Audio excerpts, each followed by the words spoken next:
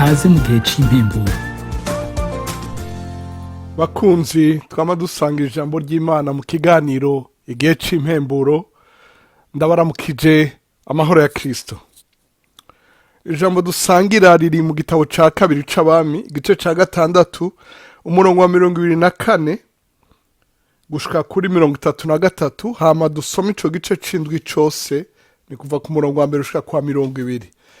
Abami ba kabiri igice ca 6 umurongo wa 24 guheza ico gice, hama duce dusoma n'igice c'indwi cose gifise imirongo 20.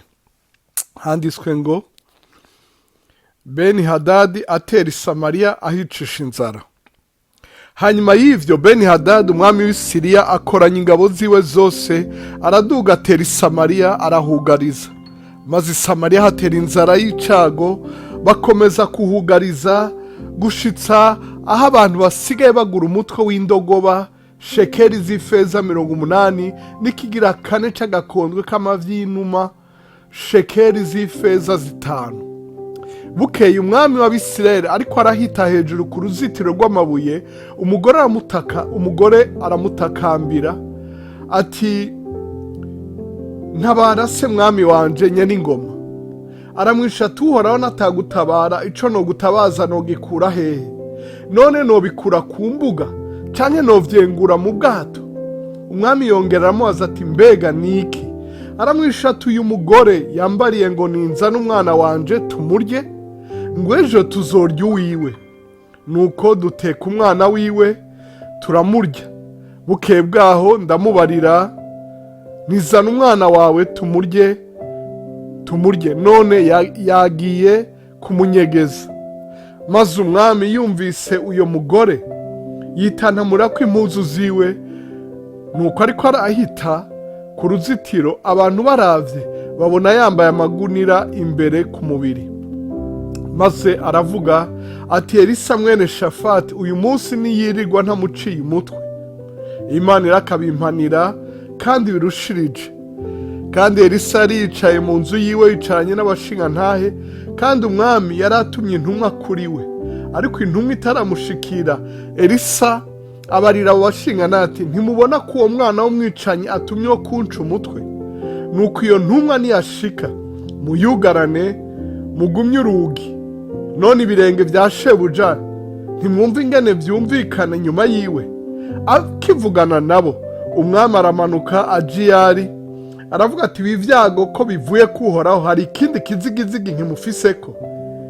Igice c'indwi umurongo wa mbere kubandanya. Elisa aramwishura ati, nimwumve ijambo ry'Uhoraho. Uku niko Uhoraho agize, ngo ejo nk'aya mango kw'irembo ry'i Samariya ingero y'ifu igogoretse izogurwa shekeri imwe, kandi n'ingero 2 za sayiri zizogurwa shekeri imwe nyene. Ariko umugabisha uwo mwami yagenda yegamiye, yishura umuntu w'Imana ati, mbega Uhoraho nawe yotobora amadirisha mu ijuru, ivyo vyoshoboka? Aramwisha ati, uzobirabisha amaso ariko ntuzobiryako. Kandi hari abantu 4 b'abanyamibembe kw'irembo ry'igisagara, baravugana ati, niki kitwicaritse ngako kugira ngo tuhapfire? Tworamuka tugiye mu gisagara kandi hari y'inzara ingana ityo twogwayo, naho nyene nitwapfa kwicara ngaha nugupfa nta kindi. None rero nimuze twisabe ingabo z'Abasiriya, nibaduhangaza tuzobaho, naho nibatwica na kare kwa rugupfa n'ugupfa. Nuko bahenga buhwibiriye, barikora ngo baje aho Abasiriya bashagaje. Ariko bashitse aho insago zabo zitangurira, basanga ata muntu akiharangwa, kuko Uhoraho yari yatumye haza mu matwi y'ingabo z'Abasiriya uguhinda kw'imikogote n'uko amafarasi n'uko ingabo nyinshi, bituma bavugana baterega umwami w'Abisirayeli yahereye abami b'Abaheti n'abami bo muri Egiputa ngo badutere. Nuko bafasha ko baratemesha aho nyene bugihwibira, bata amahema yabo n'amafarasi yabo n'indogoba zabo, basiga vyose uko vyakabaye aho bashagaje, kugira ngo banyaga amagara. Nuko abo banyamibembe bashitse aho izo nsago zitangurira, binjira mu ihema rimwe, bashirako bararya baranywa, basahuramwo amafeza n'amazahabu n'imyambaro, baragenda barinyegeza, baragaruka binjira mu rindi hema, basahuramwo ibindi navyo nyene, baragenda barabinyegeza. Hanyuma baravugana ati ivyo tugize sivyo, kuko uyu munsi ari umunsi wo kuvuga inkuru nziza, natwe tukaba dupfuye kwihorera. Nitwarorera ko buca bizodusubirako, nimuze tugende tubarira b'ibwami. Nuko baragenda bahamagara abashibamye ibirembo ry'igisagara, barababara bati twagiye mu nsago z'Abasiriya, dusanga hatarangwa umuntu n'umwe, atanagakakaza, atari amafarasi n'indogoba biziritse, kandi amahema ari uko yakabaye. Maze abo bashibamye bahamagara bo mu rugo ibwami barabibamenyesha. Nuko umwami avyukuruka muri iryo joro, abarira abantu biwe ati reka mbabarire inama Abasiriya batugiriye. Bamenye ko inzara iriko iratwica, nico gitumye bavaho bashagaje bakaja kunyegagira mw'ishamba, ngo nitwasokoroka mu gisagara baducakire, babone ingene bashika imbere y'igisagara, imbere mu gisagara. Umwe mu bantu biwe aramubarira ati enda rungika abajana amafarasi 5 mu yasigaye, nibakira bazoba bameze nk'Abisirayeli bose basigaye ngaha batapfuye, naho nibapfa bazoba babaye nk'Abisirayeli bandi bose bapfuye, tubarungike turabe. Nuko bajana imikogoti 2 ikwegwa n'amafarasi, umwami arabarungika ngo bakurikire ingabo z'Abasiriya, ati nimugende murabe. Nuko baca aho baciye, barinda bashika kuri Yorodani, basanga inzira yose ari impuzu n'ibintu Abasiriya bagiye barata mu kwiruka. Nuko izo ntumwa ziragaruka zibibarira umwami, maze abantu barasokoroka basahura izo nsago z'Abasiriya. Nuko ingero y'ifu igogoretse isigara igugwa shekeri 1, n'ingero 2 za sayiri zikagugwa shekeri 1 nyene, nk'uko ijambo ry'Uhoraho ryavuze. Maze wa mugabisha umwami yagenda yegamiye, umwami amushira mu irembo kuza ababandana, ariko abantu bamucako bamuhonyangiraho nyene ku irembo, arapfa, nk'uko wa muntu w'Imana yavuze igihe umwami yaza ahari. Birashika nk'uko uwo muntu w'Imana yabariye umwami atejo nk'aya mango ku irembo ry'i Samariya, ingero y'ifu igogoretse izogurwa shekeri 1, kandi n'ingero 2 za sayiri zizogurwa shekeri 1 nyene. Uwo mugabisha akishura uwo muntu w'Imana ati mbega Uhoraho naho yotobora amadirisha mu ijuru, bene ivyo vyoshoboka? Nawe akamwishura tuzobirabisha amaso, ariko tuzobiryako. Nuko bimushikako bityo, abantu bamucako bamuhonyangira ku irembo, mu irembo arapfa. Murakoze kudutega yombi kuri iki gisomwa. Mukundwa uriko uradukurikira, namwe mwese mudukurikira muri benshi, ijambo ndagushikiriza uyu munsi ni rivuga ngo Uhoraho agukize impwemu yo kugarizwa. Impwemu yo kugarizwa, kuba under siege, kuba assiege, kugotwa, kugarizwa impande zose, ukabura aho utumutwe, ukabura uko ubigira. Urazi ibyago byaguhagurukiye, ingorane zakwanye nyinshi, ukabura ico utangurirako, ukabura ico utabara, ukabura ico ureka, ukabura ico ufata. Ico nico bita kugarizwa. Ndavuze ngo Uhoraho yakijije ab'i Samariya kw'irembo bugariweko, akaba ariyo rembo barirako, ibintu bikagura ubusa. Uhoraho bigukorere. Uhoraho agukiza impwemu yo kugarizwa. Iyo mpwemu yamiza ikakugariza, iyo mpwemu yamiza ibihe binaka ikakugariza, iciye mu bukene, iciye mu bigwara, iciye mu ngorane ku kazi, iciye mu mashure, ukabura ingene wiga, ivyigwa vyakwanye vyinshi. Ndavuze ngo Uhoraho agukiza iyo mpwemu yo kugarizwa. Mwene data, uhoraho yabikoreye aba arashoboye kubigukorera nawe. uhoraho arungitse ijambo umuntu w'Imana akabivuga bigakunda. utizeye ntavyo yaronse, ariko abizeye barabironse. niwizera iri jambo ry'Imana, oh haleluya, nawe kuri iryo rembo nyene waririyeko, kuri iryo rembo wugariweko, muri ako kazi wugaraniweko, aho wugaranwe, aho wazitirwe, umwanditsi wa Zaburi aravuga ngo uhoraho yankijije, yantabariye mu gisagara cugarijwe n'amabuye.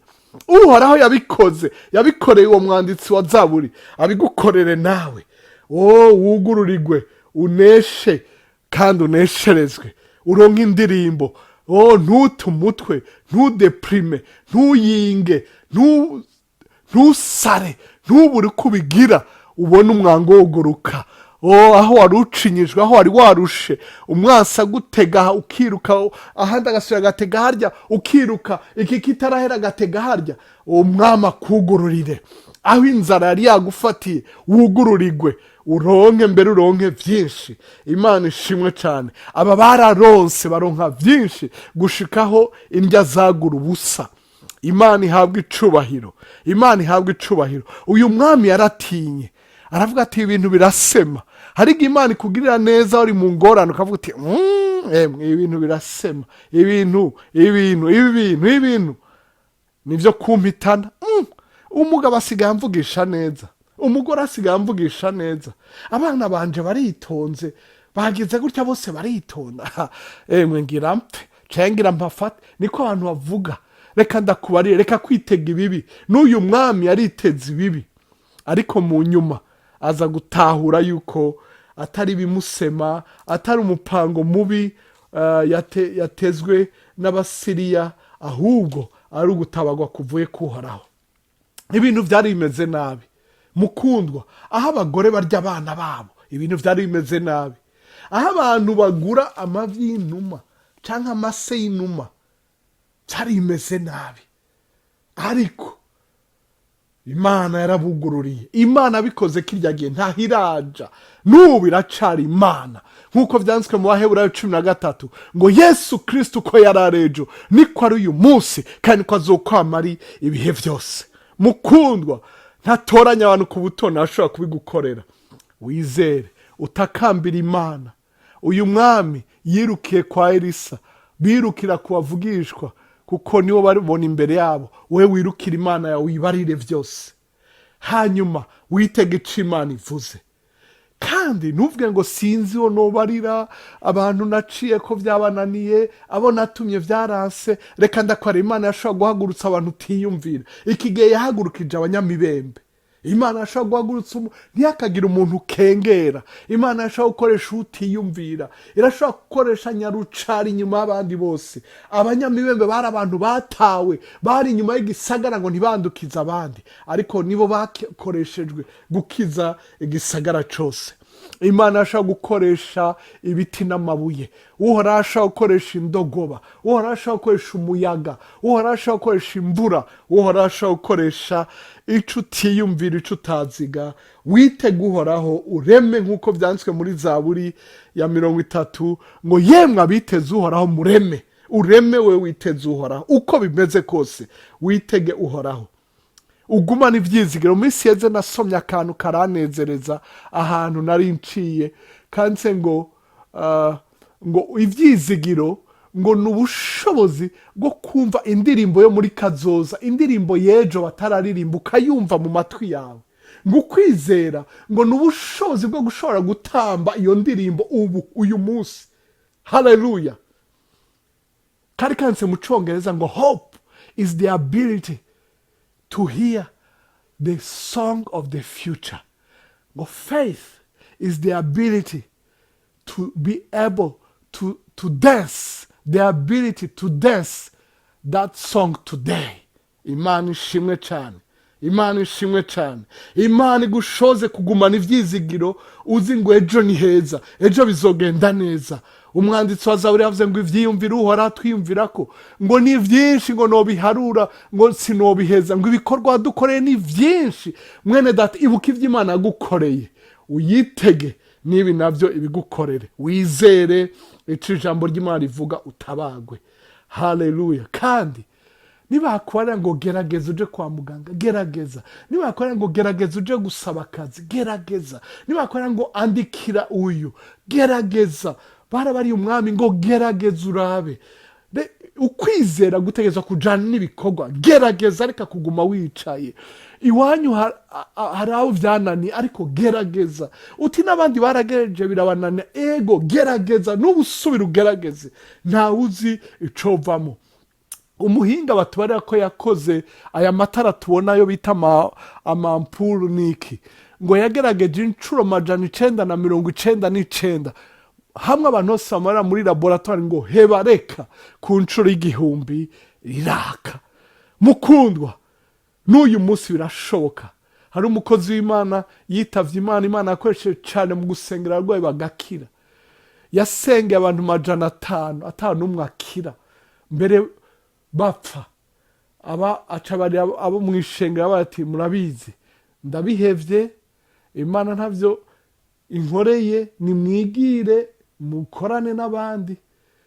Amaze kuvuga iryo jambo, muri yo ndwi nyene asengera umuntu acarakira muri ako kanya nyene, ibimuga birahaguruka. Mukundwa, ntucike intege. Ico Imana kuhamagariye, apana amafuti yandi ndiko ndavuga. Hari abantu bagerageza mu mafuti ibintu bidafashe. Ari umwigeme yakunze umuhungu arongora uwundi mukobwa, aguma avuga ngo yanga ujya ni gwanje, ngo naramwizere. Oya, ivyo bireke, reka kwifuza uw'abandi, reka ivy'abandi. Bibiliya kubuza kwifuza ikintu ca mugenzi wawe. Mu mabwirizwa 10 ico kirimo, kirabujijwe, kireke. Ariko ugendere ku ijambo ry'Imana, ukore kirya ijambo ry'Imana rivuga, ikibereye gihimba Imana.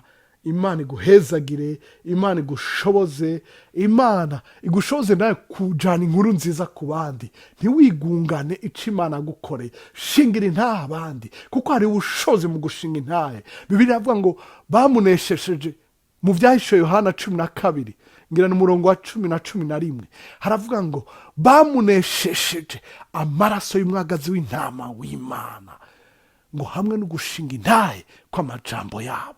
Ntibakunda amagara yabo gushika kugupfa, ntibakunda ubugingo bwabo gushika kugupfa. Intahe yawe irakongera iyindi ntsinzi. Ndiko ndagereza kwiyumvira mu banyamibembe ingene bari baryohewe kubona ingene igisagara cose gikize kubera abo.